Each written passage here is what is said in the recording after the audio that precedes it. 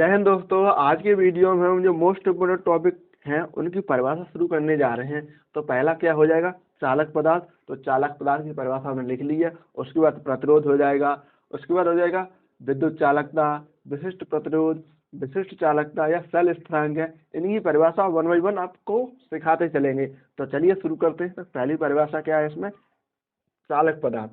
चालक पदार्थ किसे कहते हैं? तो ऐसे पदार्थ जो धारा का प्रवाहित कर सकें, धारा को प्रवाहित कर सकें, तो चालक पदार्थ कहलाते हैं। जैसे यहाँ पे चालक पदार्थ में एग्जाम्पल के तौर पे चांदी है, लोहा है, तांबा है, स्टील है, मतलब जो करंट को फ्लो कर सके वो होते हैं हमारे चालक पदार्थ। और दूसरा है प्रतिरोध। तो प्रतिरोध इसकी हम परिभाषा लिखते हैं, देखा, वह कारक जो धारा के मार्ग में अवरोध का कार्य करता है। धारा के मार्ग में अवरोध या रुकावट, अवरोध का कार्य करता है, ठीक है, वह प्रतिरोध कहलाता है। अवरोध का कार्य करता है तो क्या कहलाता है? प्रतिरोध कहलाता है। इसे कैपिटल आर से प्रदर्शित करते हैं, कैपिटल आर से प्रदर्शित करते हैं, ठीक है, कैपिटल आर से प्रदर्शित करते हैं। यहाँ पे करते लिए प्रदर्शित करते हैं, तो इसका सूत्र हो जाएगा आर बराबर यहाँ रो इंटू एल अपॉन ए। ये हो जाएगा इसका सूत्र प्रतिरोध का, ठीक। इसका मात्रक क्या हो जाएगा? मात्रक हो जाएगा ओम, मात्रक ओम हो जाएगा, क्योंकि ये लंबाई है, क्षेत्र ये भी लंबाई है, लंबाई से लंबाई कट जाएगा, ठीक। मतलब इनका कोई एक मान लेंगे तो इसका मात्रक ओम है। प्रतिरोध का मात्रक डायरेक्ट ओम होता है, आप ये याद रखिए, ठीक। अब नेक्स्ट परिभाषा है वो देखते हैं। अब देखते हैं विद्युत चालकता की परिभाषा क्या होती है। विद्युत चालकता की परिभाषा होती है जो प्रतिरोध होता है, प्रतिरोध के व्युत्क्रम को ही हम विद्युत चालकता कहते हैं। तो इस पर लिखेंगे यहाँ पे प्रतिरोध के व्युत्क्रम यानी उल्टे को, प्रतिरोध के व्युत्क्रम को विद्युत चालकता कहते हैं, विद्युत चालकता कहते हैं, ठीक है। प्रतिरोध के व्युत्क्रम को विद्युत चालकता कहते हैं और इसे सी से प्रदर्शित करते हैं, इसे कैपिटल सी से प्रदर्शित करते हैं, ठीक। ये हो जाएगा इसकी परिभाषा, प्रदर्शित करते हैं, ठीक, कैपिटल सी से प्रदर्शित करते हैं। तो सी बराबर प्रतिरोध का व्युत्क्रम है, सी बराबर 1/r, प्रतिरोध का व्युत्क्रम हो गया। अब देखते हैं विशिष्ट प्रतिरोध। तो इसकी परिभाषा क्या होती है यहाँ पे लिखेंगे, जैसे किसी चालक की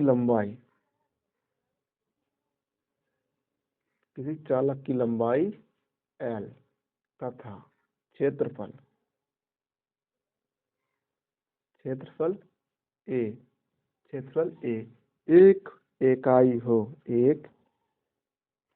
इकाई हो तो उसका प्रतिरोध ही विशिष्ट प्रतिरोध हो जाता है, उसका प्रतिरोध ही विशिष्ट प्रतिरोध बन जाता है या हो जाता है, विशिष्ट प्रतिरोध कहलाता है, विशिष्ट प्रतिरोध कहलाता है, ठीक है। ये तो है इसकी परिभाषा। इसकी लंबाई भी L है, लंबाई भी मतलब 1 है और क्षेत्रफल भी 1 है। तो प्रतिरोध का हमारा फॉर्मूला क्या होता है, R बराबर रो L अपॉन A। तो दोनों लंबाई और क्षेत्रफल कितने हैं, 1 इकाई है, यानी L, A दोनों 1 के बराबर है, ठीक। तो यहाँ पे प्रतिरोध ही उसका विशिष्ट प्रतिरोध बन जाता है। तो ये हो गया इसका फॉर्मूला। आगे जो परिभाषा है अब वो देखते हैं। देखिए अब सेल स्थिरांक की परिभाषा देखते हैं। तो यहाँ पे परिभाषा क्या है, तो परिभाषा लिखते हैं कैसे, किसी सेल में, परिभाषा लिखेंगे किसी सेल में इलेक्ट्रोड होते हैं, एनोड और कैथोड।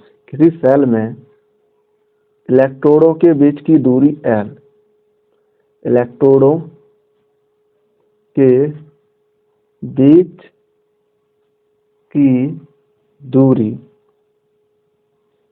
दूरी L तथा इलेक्ट्रोड का क्षेत्रफल इलेक्ट्रोड का क्षेत्रफल कितना होगा A। इलेक्ट्रोड का क्षेत्रफल A के अनुपात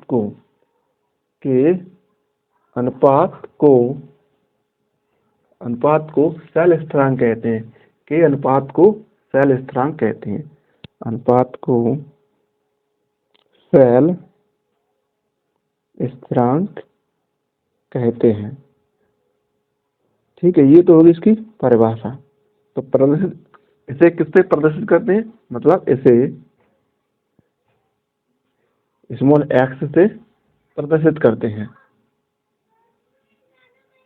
स्मॉल x से प्रदर्शित करते हैं। ठीक, ये तो इसकी परिभाषा होगी। अब जैसे कोई सेल है, ठीक है, ये हमारा एक सेल है। तो सेल में 2 इलेक्ट्रोड हो गए, एक एनोड और एक कैथोड। ठीक, ये सेल है। ठीक, सेल में ये विद्युत अपघट्ट भरा हुआ है। तो इनके बीच की दूरी जो L, ठीक, तो फिर जो एनोड और कैथोड यानी इलेक्ट्रोड का जो क्षेत्रफल है A।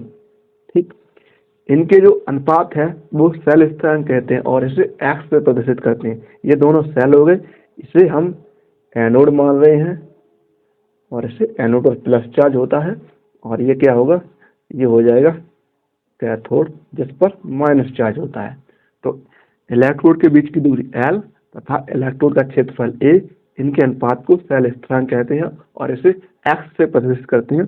तो x बराबर L अपॉन A, ये हो जाएगा इसका फॉर्मूला। ठीक, अब L अपॉन A इसकी जगह पे और क्या रख सकते हैं, देखो L अपॉन A, इसका हम फॉर्मूला अगर यहाँ से निकालें L अपॉन A से, तो यहाँ पर लिखेंगे जैसे R बराबर रो L अपॉन A। तो L अपॉन A का जो यहाँ पर मान निकालेंगे तो ये हो जाएगा R अपॉन रो बराबर L अपॉन A। तो इसकी जगह पे ये रख सकते हैं। ठीक, ऐसे लिखेंगे यहाँ पर x बराबर R अपॉन रो। ठीक, ये हो जाएगा हमारा इसका सूत्र। अब नेक्स्ट परिभाषा है, उसे देख लेते हैं। चलिए अब देख लेते हैं इलेक्ट्रोड किसे कहते हैं। तो इलेक्ट्रोड की परिभाषा देखते हैं। जब किसी धातु की छड़ को, परिभाषा लिखेंगे, जब किसी धातु की छड़ को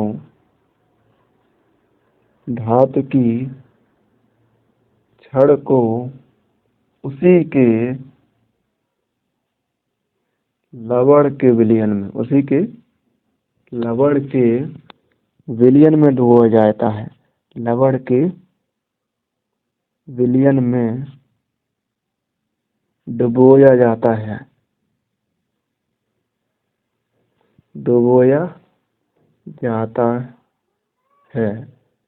तो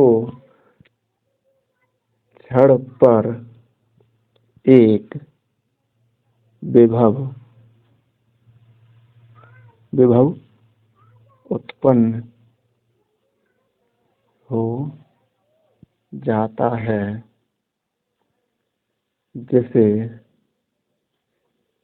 इलेक्ट्रोड विभव कहते हैं।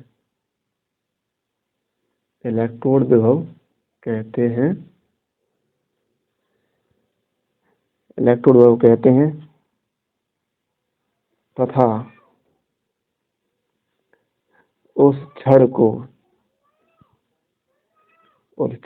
इलेक्ट्रोड कहते हैं।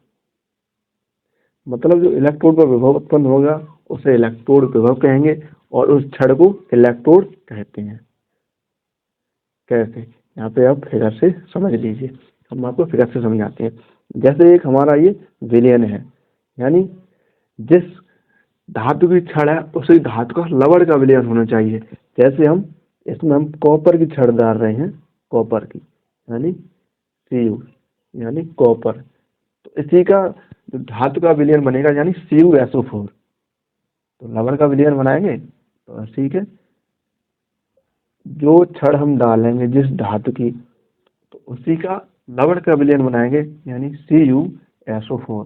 तो ये कॉपर सल्फेट के विलयन में कॉपर की छड़ पड़ी है, तो ये हो जाएगा हमारा इलेक्ट्रोड और ये हो जाएगा हमारा उसी के लवण का विलयन। तो इस पर जो विभव उत्पन्न होगा उसे कहेंगे इलेक्ट्रोड विभव और इस छड़ को कहेंगे इलेक्ट्रोड। तो इलेक्ट्रोड विभव को किससे प्रदर्शित करते हैं आप ये और समझ लीजिए। यहाँ पर इलेक्ट्रोड विभव को